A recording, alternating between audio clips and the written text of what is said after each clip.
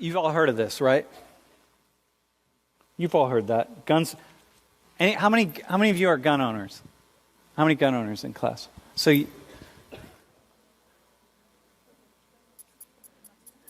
Sartini, you're a gun owner? All right. Of course you are. All right. So you hear this, right? It's true. Is it not true? Guns don't kill, people kill. Like, come on, violent people kill with guns. The gun doesn't pick itself up and kill somebody. Violent people kill. Guns don't kill. Okay? Are we good with that? That's just a given. That's like this mantra of the NRA that started 30 years ago, and it's as true today as it was back then. Okay? Next slide. How's it different? Islam doesn't kill. Violent Muslims kill. Like, how's it different?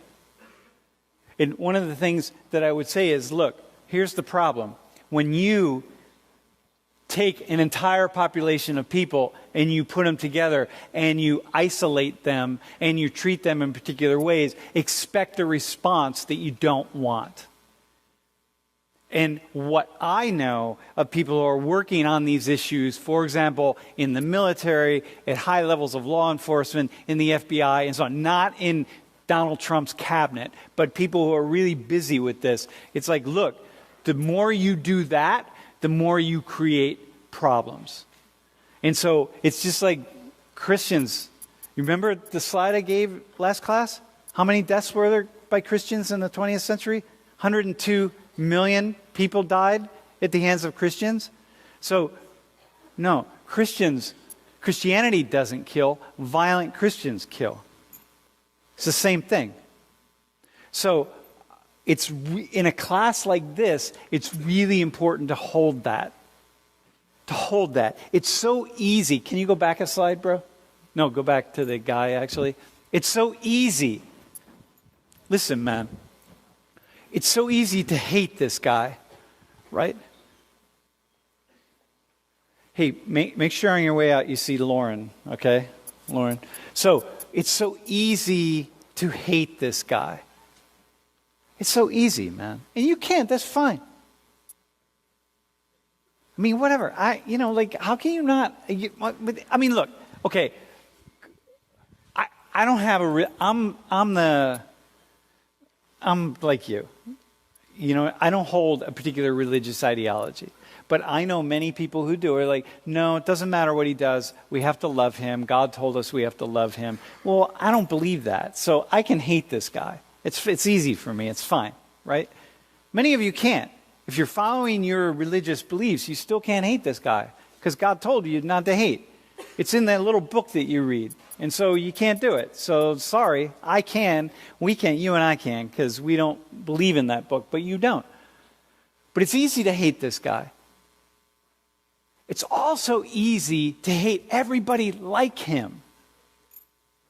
It's really easy. And when you listen to the media and you listen to people talking and you listen to the hotheads and the loudmouths and people throwing it all together, it's really, really, really easy to just start throwing the hate all around. All Muslims or all those people or all whatever. It's really, really easy. It's like, no, man.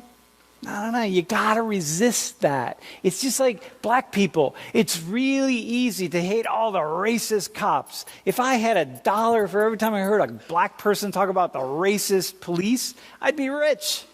It's like, no, it's easy. You can see the stories. You can get it. Or anybody. It doesn't just have to be black. But you got to resist it. Because the vast, vast, vast majority of police aren't racist. And they're not violent. And they do stand up and they do stop the harm everywhere. And so that's what it is. This guy, go ahead, just direct your hate at him. If you need to hate, direct it at him. But not everybody like him. It's easy to do. But it takes an intellectual shift to not do it. And that's what this is. Because you understand, somebody else will hate you. Because you Americans in here, do you know how many, listen, Do you know how many innocent people in the Middle East have been killed by U.S.-made bombs just in the past month? Children, women, elderly. Do you have any idea how much hate people have for you because their 2 sons died, their 2-year-old daughters died, their mother died by a U.S. bomb just last week or the week before? Now people are sending all this hate toward you, and you don't even know about it, right? And think like, okay, but you didn't do anything. Like, it's not you. Like, okay, well, it's the same thing. You just flip it around. It's a resistance, bro. All right, so wait. Oh, dog, can you believe it, man? Hang on, man. Just sit with that for a hot minute.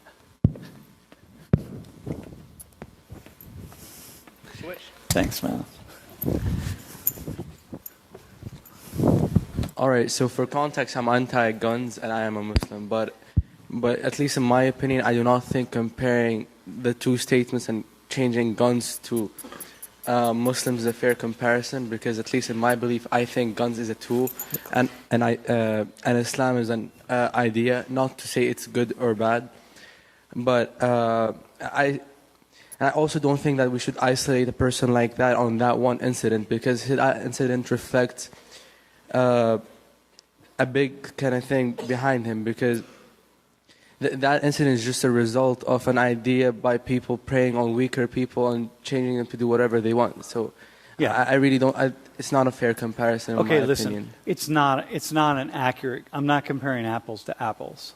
Okay, I am definitely comparing apples to oranges. But what I'm trying to do is just tweak thinking here to get us just to do what you just did. Like, hang on a second, but let me compare these.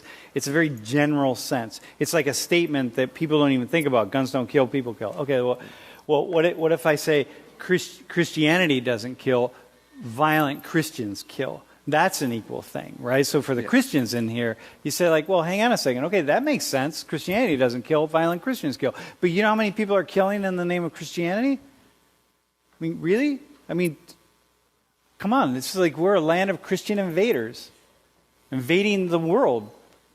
So it's like, yeah, I'm with you on that. I'll buy that. Sometimes I'm just trying to jumpstart people's thinking, dude.